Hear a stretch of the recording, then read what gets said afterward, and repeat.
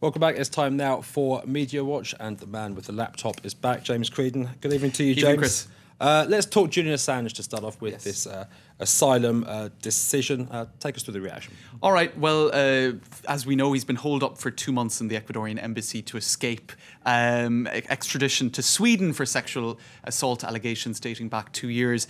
And so for supporters of the WikiLeaks founder, it's a bit of a plot to bring him back to Sweden and then maybe eventually back to the US courts, where he could even risk, some say, the death penalty. So obviously with WikiLeaks, he upset an awful lot of people. So in any case, there is this diplomatic standoff at the moment. Let's take a look at what they're saying online.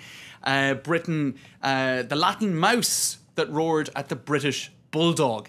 That is the Age in the Australian newspaper, the Melbourne Age, their take on things. Ecuador getting a bit stroppy with the British bulldog from their point of view. So there's been a lot of reaction to this. We've been seeing photos like this for the past number of days. This is in the Huffington Post on front of the Ecuadorian embassy in London.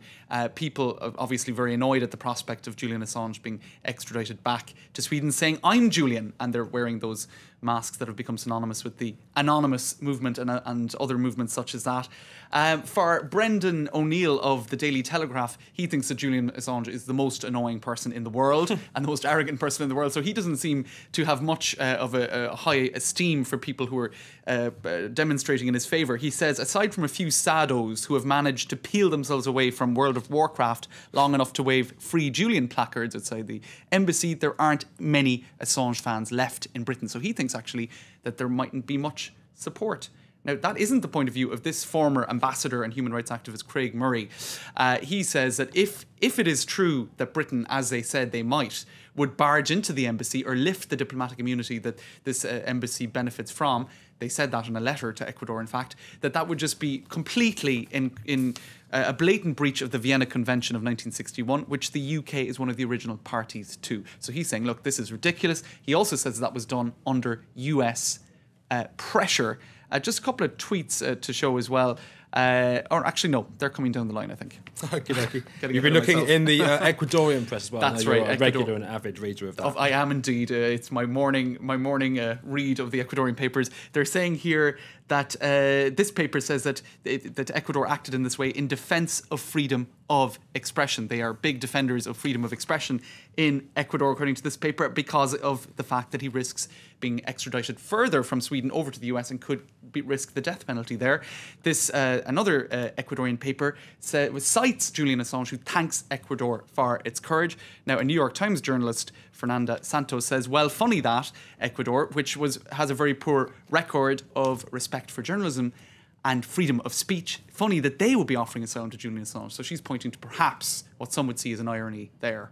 As you said, the other big player in all this, of course, Sweden. What's the reaction been? All right, well, you have lots of coverage in the papers there. This guy is the lawyer for the two women in that case, and he is obviously very disappointed. He's speaking to one of the papers. Another paper here saying, look, big deal. They're talking about, Ecuador is talking about giving him asylum. Well, once he leaves the embassy, it's just going to be very easy to arrest him at that point, whether he be in a diplomatic car, whether it be when he arrives at Heathrow Airport. It's not like he can stay in the embassy forever and magically be transported by jetpack or something to Ecuador.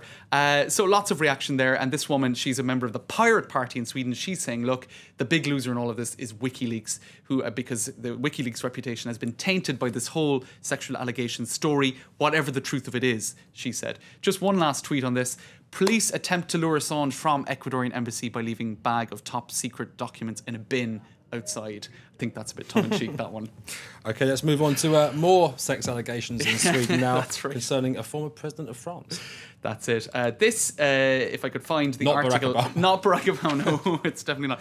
Aftonbladet. Now, they have interviewed this lady. Her name is Christina Forsner. Now, she's in her 60s, but she was a correspondent in Paris for the Swedish press back in François Mitterrand's presidency, and she had an affair with him.